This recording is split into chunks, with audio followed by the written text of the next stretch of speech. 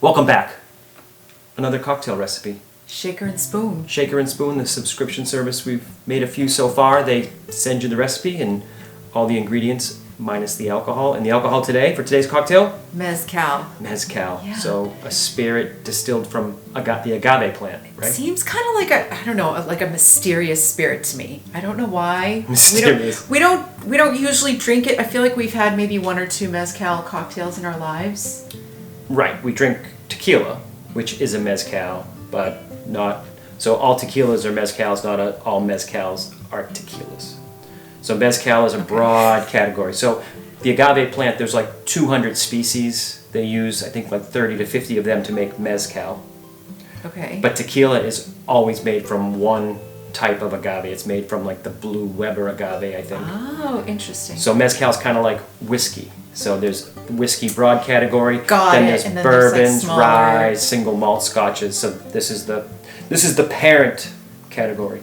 But I don't recall any cocktails that were explicitly just a mezcal. And actually, so mezcal parent, tequila is like one of the sub-components, and there's others. I forget the names of them, but there's like 3 or 4 others that are sub, categories from mezcal. But this is the boss. Always learning. So what's the name of the drink we're making today? Brush of the Bush. It's kind of hard to say. Brush of the Bush. 10 times fast. I quick. feel like I'm saying it wrong. Go, ready? Brush of the Bush. Say it fast. Nope. Nope, not doing it. I cheated today. He has a pre-drink. He's pre-gaming. Warm-up drink. I have a stout, right? It's an imperial stout, double stout, and it looks like motor oil. But it tastes delicious. But I say that because the name of it is 10W40, so it's a play on motor oil. The can looks like motor oil. And I thought maybe dark, smoky pre-drink would hope. I'm guessing will play into the liquor we have. Maybe not. We digress. Are you ready to look at the recipe? I'm ready. Okay. What's the recipe? The recipe is... It's not important for me. I mean, I just wait around until there's a cocktail to drink. I know. I do the heavy lifting, which is the drinking part. Do you really?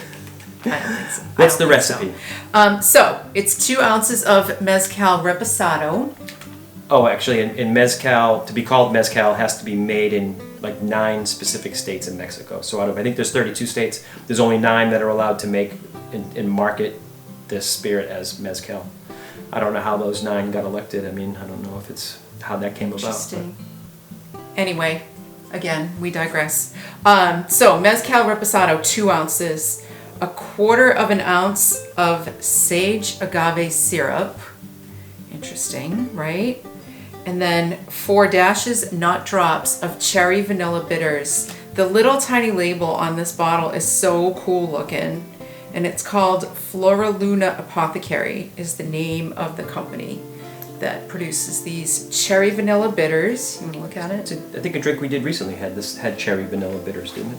But it was a different brand. It wasn't the same. And then 1 to 2 spritzes of white sage hydrosol. So it's this little spritz bottle, which I think is essentially like the essential oils like that everybody uses, or something. And I think white sage is supposed to remove negative energy. So. Was that mean? That was a little bit mean.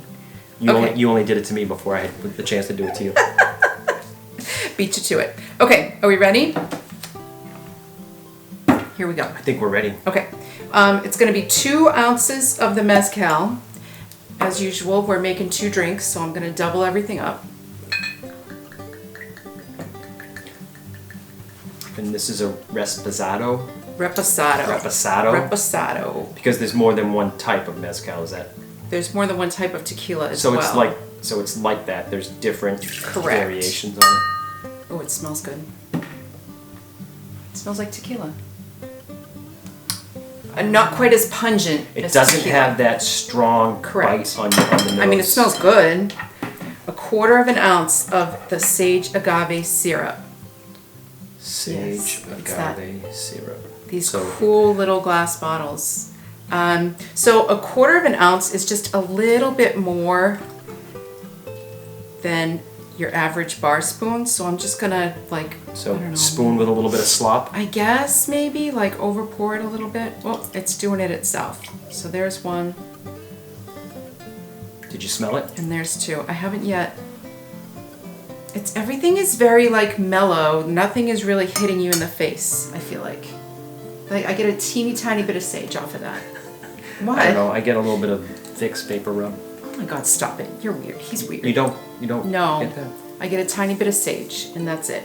And then you want 4 dashes, not drops, of the cherry vanilla bitters. And so a dash is about a half of the dropper.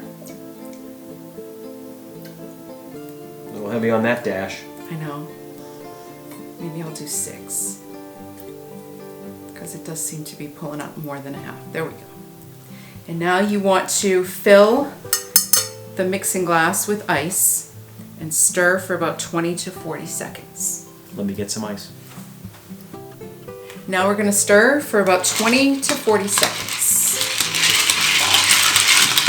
Ha-ha! Look out!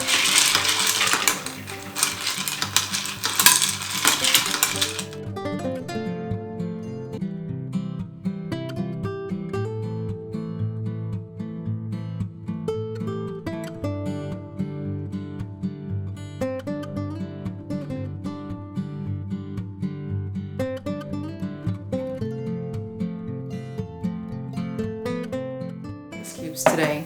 And now you want to do a little spritz of the white sage hydrosol over the top of the drink. So I'm just gonna, you're backing up like. I don't see anything coming out. No, it's not. Maybe Your spritzer's not spritzing. Maybe you have to prime the pump a little bit. I don't know, because we've never used it before. There it goes. How many sprays? Just 1, it says. Oh, 1 to 2. Go with 2. There we go. They've been spritzed. Oh, I smell it. Do you smell it? I smell it. Oh, it smells almost sagey. piney. Well, it's maybe sage. It's close to Sagey. pine. I get Yeah. pine.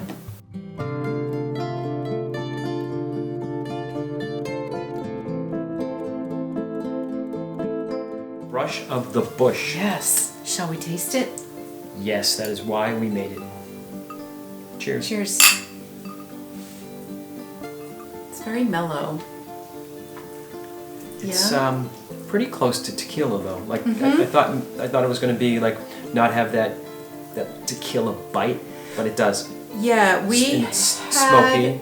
like a silver mezcal one time that was so smoky. It was like in your face smoky. And so I think I was expecting something more like that, but this is just very barely smoke. Yeah? Well, I think mezcal is.